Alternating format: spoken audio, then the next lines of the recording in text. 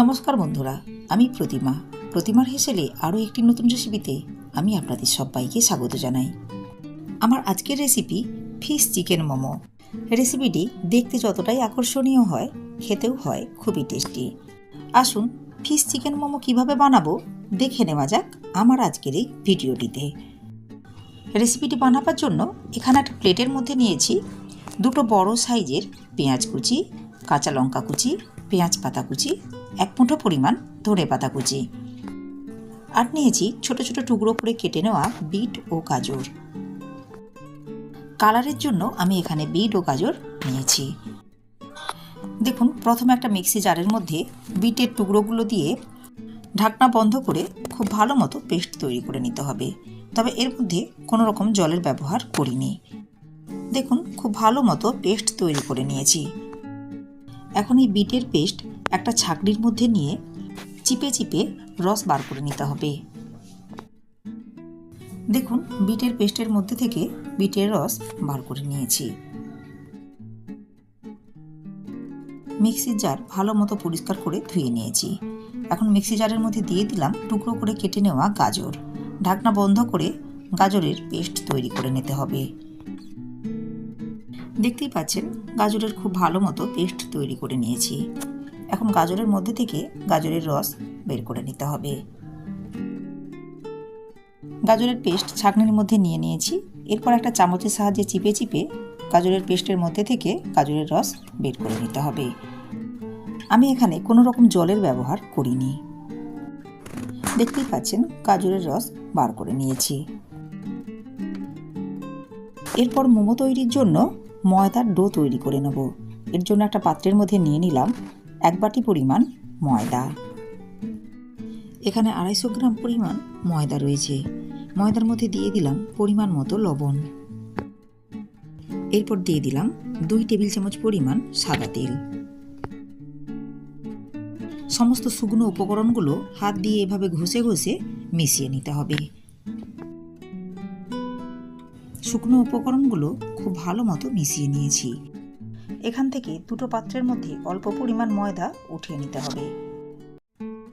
3টি পাত্রের মধ্যে ময়দা নিয়ে নিয়েছি। প্রথমে আমি অল্প অল্প জল দিয়ে ময়দার ডো তৈরি করে নেব।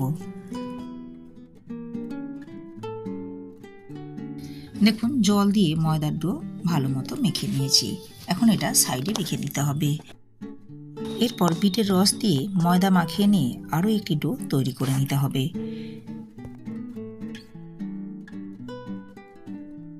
দেখুন, বিটের রস দিয়ে ময়দা মেখে আরও একটি ডো তৈরি করে নিয়েছি।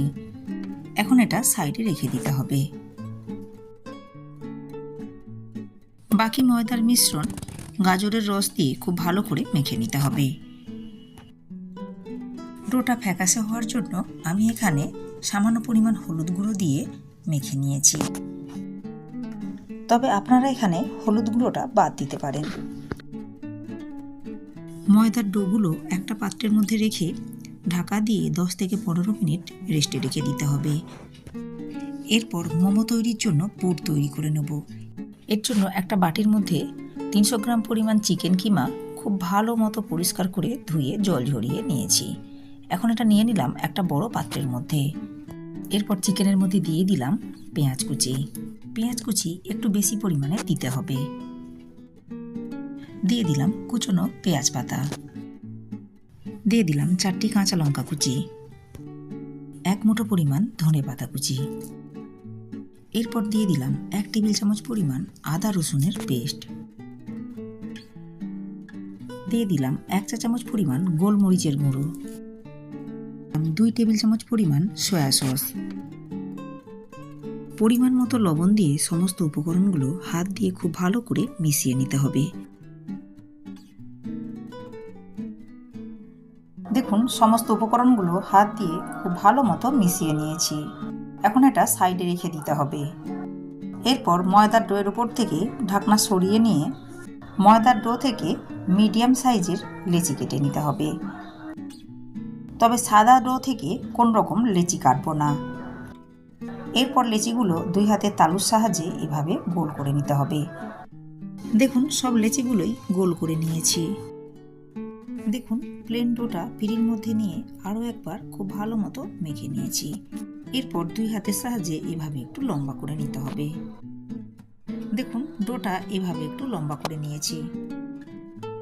এরপর কালারিং বলগুলো লম্বা করে নেওয়া ডোয়ের উপর এভাবে চিপে দিতে হবে।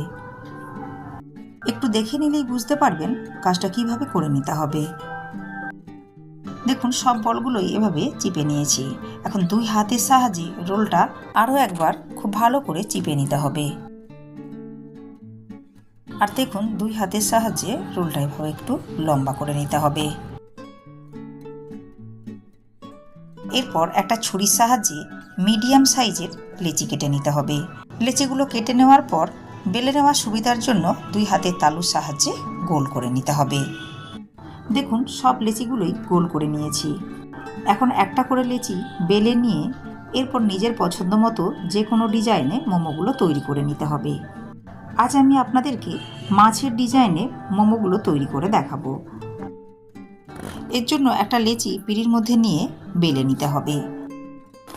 তবে লেচিটা খুব বেশি পাতলা করে বেলবো না। দেখুন একটা লেচি বেলে নিয়েছি। এখন বেলে নেওয়া লুচির মধ্যে দিয়ে দিতে হবে আগে থেকে তৈরি করে নেওয়া চিকেনের পুর। আর পুরটা দিতে হবে বেলে নেওয়া লুচির মাঝ বরাবর। এরপর সাইডের খোলা অংশগুলো বন্ধ করে নিতে হবে। প্রথমে মাঝ বরাবর এইভাবে বন্ধ করে নিয়েছি। দেখতেই পাচ্ছেন মাঝ বরাবর কিছুটা অংশ আমি বন্ধ করে নিয়েছি। আর দেখুন দুই সাইডের কিছুটা করে অংশ আমি ফাঁকা রেখেছি। এক সাইডের খোলা অংশ হাতের সাহায্যে এইভাবে বন্ধ করে নিতে হবে। একটু দেখে নিলেই বুঝতে পারবেন এই কাজটা কিভাবে করে নিতে হবে। এরপর অপর পাশের খোলা অংশগুলো খুব ভালো করে বন্ধ করে নিতে হবে। এতে করে ভেতরের পুর বাইরে বেরিয়ে আসবে না। দেখুন খুব ভালো মতো বন্ধ করে নিয়েছি। এখন একটা ছুরির উল্টো সাইড দিয়ে এইভাবে দাগ কেটে নিতে হবে। আসলে এটা আমি মাছের লেজ করে নেওয়ার চেষ্টা করছি। এরপর ছুরির সাহায্যে এভাবে কেটে নিতে হবে। দেখুন দুটি গোলমরিচ দুই সাইডে দিয়ে মাছের দুটি চোখ তৈরি করে নিলাম।